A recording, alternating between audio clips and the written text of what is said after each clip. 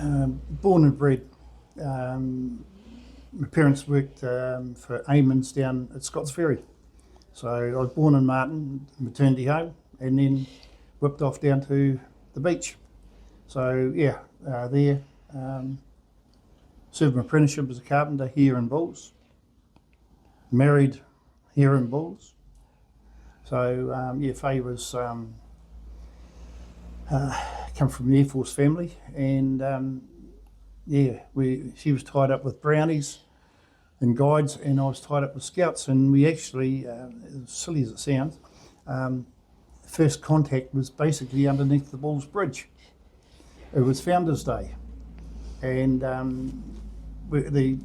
all the parts of the movement were down there, and we were split into what they call patrols. I was a scout at that stage, and Fay was a guide, and so there was a scout, a guide, a brownie, and a cub, and we were put into a patrol, and we had to cook our lunch, and basically after that I forgot about her. Went to college together. I went to college together, but in a wooden bus? Still wasn't interested in until we, the firm I was with, we built the shops next door, and Fay worked in here in the greengrocers. I ended up, used to come down and help in the back of the shop. On a Sunday. So He used to be our chief cook and bottle washer, because my dad did wrestling, and the weekend they used to have competitions. So Dad would go away, so he'd say to Alan, can you make sure the two girls are okay in the shop? So we were only 19 at that stage. too young. Got married. Won't last. 57 years later. We took off to Taranaki for about 9 years. Yeah, I left here as a scout leader, junior scout leader. Went to Opanaki. I had a week of freedom, and then a guy walked up to me in the street and says, you were a scout leader. We meet on Tuesday night.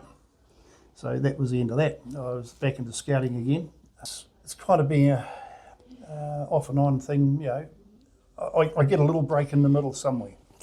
We, in the scouting, we used to take a kid fishing. Yep. And that we used to go down to what they called Ladies Mile, which is down Scott's Ferry. And there was an island in the middle of the river.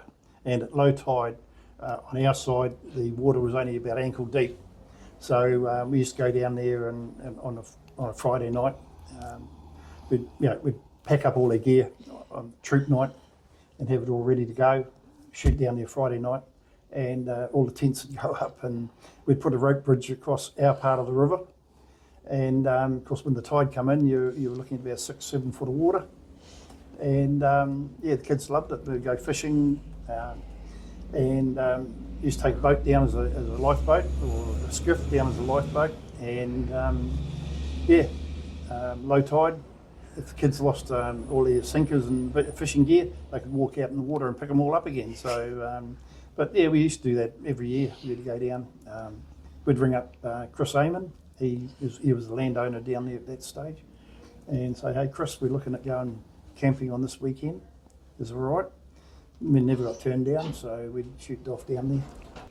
And in between time, we've been doing pine cones and firewood to raise funds for the scouts that that want to go to Jamboree.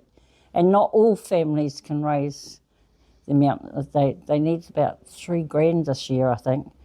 Some families, doesn't matter how much they try, just doesn't. So we do firewood and pine cones and odd jobs like that to raise funds so that every kid that wants to go gets there. The model railway, well, that goes back, 20 odd years. We've been all around the North Island, putting shows on, taking our layouts around, putting shows on. And then the weekend we were involved with the Levin Hobby and craft show. To raise funds for hospice. So the two guys that run it come up and help us down out here, and so we go down and help them and take 30 odd tables down to help them out. We just do it for the love of it. I'm a volunteer it started off a Wednesday afternoon, and then the people that was Wednesday morning sort of died or shifted out or moved on, got old. So I ended up to a full Wednesday, and the weekends are the hardest ones to get somebody to man. So I usually try and do every other Sunday, unless I'm busy, just to man it, to welcome people in, and answer any questions if I can. Somebody will come in with something and I say, you start that in, I'll start that in, and we'll see if we've got a box of it. Me. I was on the committee. This bridge up here, that's part of my work. I did a lot of work here for the museum early on, and I retired from the committee, and I'm still involved. But I dragged her in. Right, behind here is a photo of his dad with a stingray that they got at Flock House. Yeah. The Flock House boys we used to go dancing with. Staggering. We didn't realise. Unbelievable, really. Yeah, thank you very much. We're getting recognised for what we've done, but it's not why we did it. There must be other people out there that have done more. Do to others what you would like do to yourself.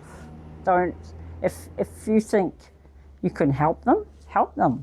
I don't know. It's just us. It's just us. It's been our lifestyle for the last 50 odd years. Heaven forbid.